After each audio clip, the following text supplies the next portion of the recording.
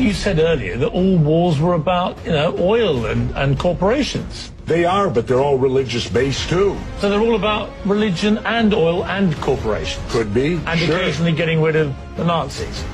Yeah. So my point is, well, the wars can be over many things. The Nazis was religious, too. Look what they did to the Jews. So that brought religion in. Vietnam was religious because Diem, our puppet president, and our country brought 100 Christian Vietnamese down to the south to be the government. Well, the southern Vietnamese didn't like these religious characters from up north, so they then became the Viet Cong. So all wars, pretty much in my lifetime, have had some religious basis, but certainly big business gets in there because wars are very profitable to certain big businesses. And of course, big business needs to be in the Middle East so that we can get the oil out of the Middle East, so we can get the lithium out of Afghanistan. You know, they discovered a vein of lithium there they say is worth $1 trillion. Well, what is lithium used for? Every cell phone, computer, and soon to be electric cars. Let's talk about why we're really there. We're not there. How does any of these wars affect our freedom in any way? The United States is not in any threat. They're not going to do a Normandy invasion on us, Al-Qaeda in Virginia. No, but hang on, you're being slightly naive, aren't you? Because I'm not being naive, sir. I think you are being naive. No. Because I think that it's clear one of the main reasons that America went into Afghanistan was to try and get Al-Qaeda dismantled, the organization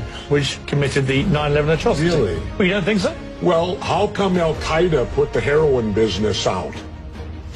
They took all the poppy growers and stopped the production of heroin. What would you have done? Wait, now how much of that illegal heroin was propping up the international banks with laundered money, and when it dried up, the first recession happened? Well, now that we're back in there, we aligned with the poppy growers, and the heroin business is back up full swing again. Okay. I thought we fight a war on drugs here. All right, Jesse, we're not. What would you have done on September the 12th, 2001? What would you have done if you'd been president? What would I have done? Yeah. I would have done a legitimate investigation to find out what exactly happened on 9/11. How did they know who did this so quickly like they did Lee Harvey Oswald? How quick they knew Lee Harvey Oswald killed Kennedy. Because the people who did it were identified and we knew who they were. Well, then why couldn't we have stopped them beforehand if they were identified and we knew who they were? It was a failure of intelligence. Everyone's accepted No, it wasn't. We knew before with Condoleezza Rice's memo on August 6th when it stated right in the memo, bin Laden to steal planes and run them into buildings. And more stuff is coming out now also, how much the Bush administration ignored the intelligence. It was almost like they ignored it because they wanted it to happen. Oh, come on, Jesse. No, not oh, come off. Wait a minute. Every war fought starts with a false flag operation. You can't, in all seriousness, sit there and try and make out anybody. Okay, let me ask you this, Piers. Wait a minute.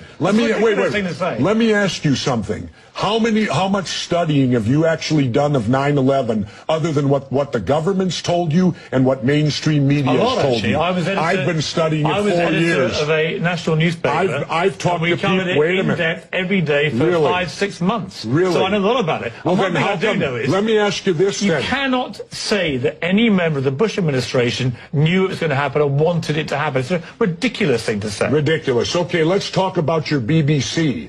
I have a tape of a BBC reporter broadcasting directly back to England talking about a third building has collapsed. World Trade Center Building 7 talks for 7 minutes.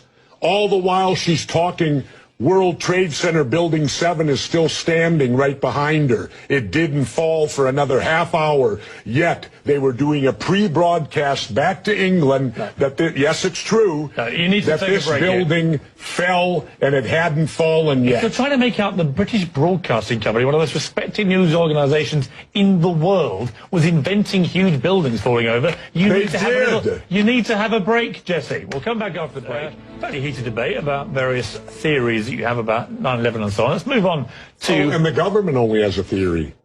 Right, well, the government has No, this is factual... a theory. Their theory is 19 Islamic radicals armed with box cutters defeated our multi-billion-dollar air defense system, all while conspiring with a bearded guy in a cave in Afghanistan. That is exactly what That's happened. their theory. No, that's not a theory, it's a fact. That's their theory. No, Jesse, that's a fact. I think you make required. some very sensible points, and you make some crackpot points.